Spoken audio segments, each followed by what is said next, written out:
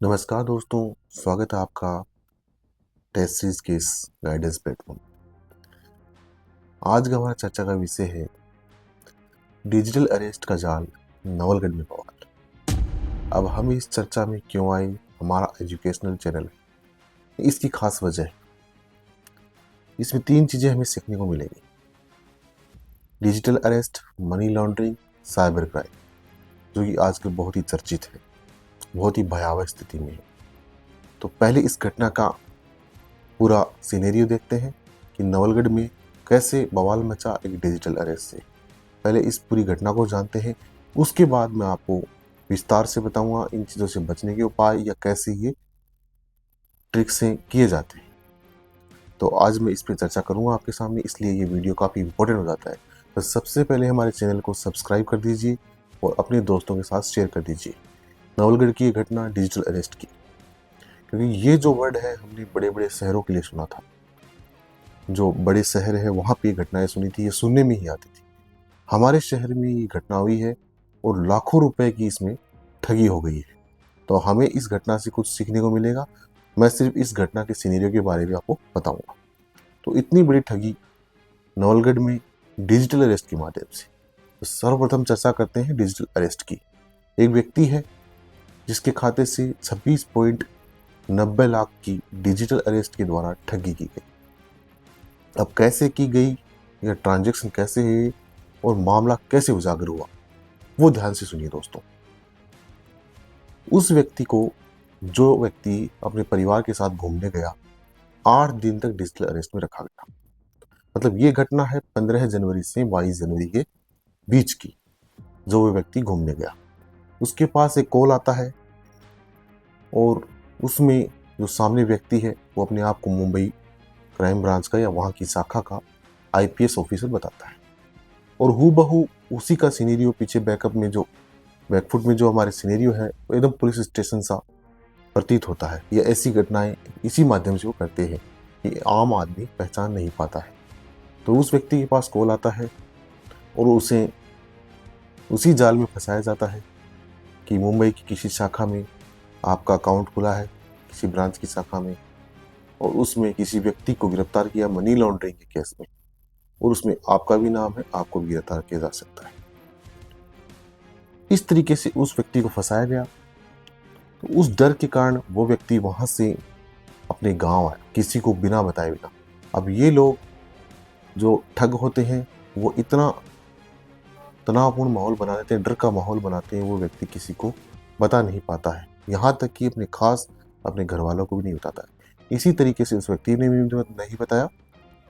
वो व्यक्ति अपने गाँव आया और उसे कॉल कर या किसी व्हाट्सएप के जरिए कई बार कॉल किया गया और उसे एकदम से बांध दिया गया। मतलब घर के अंदर डिजिटल रूप से कैद कर दिया गया और उस पर मॉनिटरिंग भी की गई। तो ये घटना 15 दिसंबर से 22 दिसंबर के बीच की है, 8 दिन तक। और अमाउंट 26.90 लाख के समथिंग उससे 3 खातों में ट्रांसफर कराए गए और उसे मनी लॉन्ड्रिंग का डर दिखाया गया। 538 करोड़ की कुछ अमाउंट था मनी लॉन्ड्रिंग का, वो डर उसे दिखाया गया। जो अवैध केस का डर है या मनी लॉन्ड्रिंग, दोनों उसमें दिखाए गए। तो 15 दिसंबर को उसके पास पहला कॉल आया। सामने वाले व्यक्ति ने मुंबई जो ब्रांच है उसका IPS अधिकारी बताया। इसके बाद 18 दिसंबर को उस व्यक्ति ने अपने अकाउंट से 15,10,000 रुपए या इतना अमाउंट उसको ट्रांसफर किया। अब ये घटना यहीं पकड़ में नहीं आती है। उसने घर वालों को कुछ नहीं बताया, किसी को कुछ नहीं बताया और अमाउंट ट्रांसफर कर दिया। ऐसे ही दूसरी बार अमाउंट ट्रांसफर किया उसने, 6 लाख समथिंग कुछ है अमाउंट, वो उसने ट्रांसफर किया। 2 ट्रांजेक्शन सक्सेसफुल हो गए, उनका प्लान कामयाब इतना हो गया।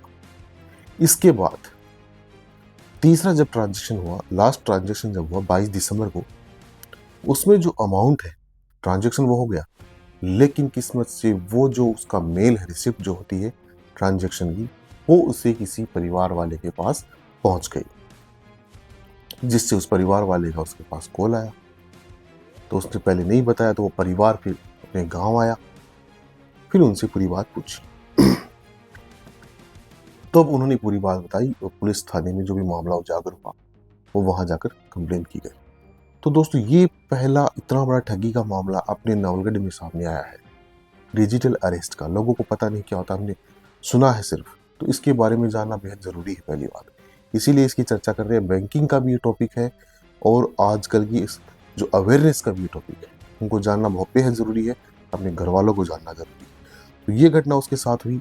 अब इसके साथ 3 चीज़ें जुड़ी हुई, डिजिटल अरेस्ट, मनी लॉन्ड्रिंग और साइबर फ्रॉड।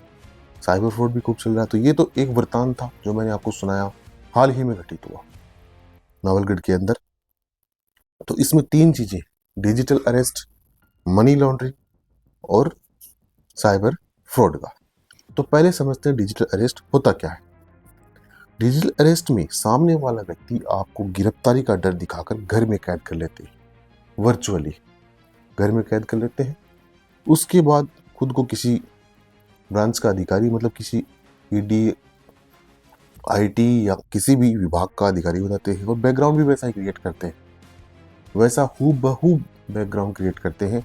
पुलिस वाले की वर्दी है, पीछे जो भी लगे हुए हैं विभाग के जो लोग हैं, जो भी लगे हैं, ऐसा वो करते हैं। फिर उसकी ऑनलाइन मॉनिटरिंग होती है विभिन्न ऐप के माध्यम से, या किसी भी व्हाट्सएप से या किसी लैपटॉप से या मोबाइल से ऑनलाइन मॉनिटरिंग चलती है उसकी। उसको कैद रखते हैं एकदम से, वो किसी को न बता पाता है, उसको डराया जाता है, किसी को नहीं बताना है।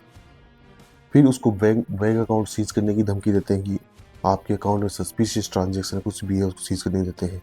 कोई अन्य ऐप डाउनलोड करवाते हैं और ऐसे ही किसी डमी अकाउंट बताकर उसमें अपना अमाउंट ट्रांसफ़र करा लेते हैं। तो ये होता है डिजिटल अरेस्ट, जिसमें फिजिकली आपको कोई अरेस्ट नहीं होता, सिर्फ फ़ोन के माध्यम से या ऑनलाइन मोड से आपको ये सब चीज़ें करवाई जाती है। अब देखते हैं इससे बचा कैसे जा सकता है। किसी भी कॉल के आने पर आप बिल्कुल न डरें। सबसे पहले अपने घर वालों से बात करें या अपने नज़दीकी मित्र, करीबी मित्र से बात शेयर करें। कभी न घबराएं, ऑनलाइन आपको कोई अरेस्ट नहीं कर सकता है, तो किसी को भी घबराए नहीं किसी से, और सबसे पहले परिवार वालों को बताएं।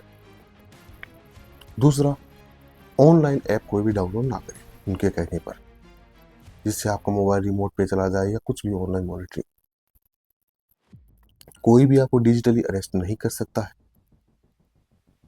और दबाव में आकर किसी को पैसा ट्रांसफर ना करें, और ज़्यादा घबराएं या डर लगे तो नज़दीकी पुलिस जो स्टेशन है उसमें संपर्क करें। ये इससे बचने के उपाय हैं, और इसी तरीके से अपने घर वालों को अवेयर करें, अपने परिवार को। ये था डिजिटल अरेस्ट। साइबर फ्रॉड भी चल रहा है। साइबर फ्रॉड में आपको अगला ओटीपी पूछता है, फ़ोन करता है, आपका अकाउंट है यहाँ पे बंद हो जाएगा, केवाईसी कंप्लीट नहीं है, हम ऑनलाइन केवाईसी कर रहे हैं। ओटीपी लेता है और वो पैसे ट्रांसफ़र करता है। तो ऐसी घटनाएं साइबर फ्रॉड की होने पे आप 1930 पर कॉल करें, जितनी जल्दी हो सके आपका अमाउंट रिकवर हो सकता है। अब उनको मनी लॉन्ड्रिंग का डर दिखाया गया। मनी लॉन्ड्रिंग क्या है? मनी लॉन्ड्रिंग की 3 स्टेज होती हैं, मैंने एक पहले वीडियो भी बनाया है, जैसे प्लेसमेंट, लेयरिंग, इंटीग्रेशन, ये उसके हिस्से हैं। तो ये जो घटना है इससे बहुत बड़ी सीख मिलती है, सभी अवेयर रहें, इसीलिए वीडियो बनाया गया। मैंने आपको इसके बारे में बताया है, इसीलिए वीडियो बनाया गया है।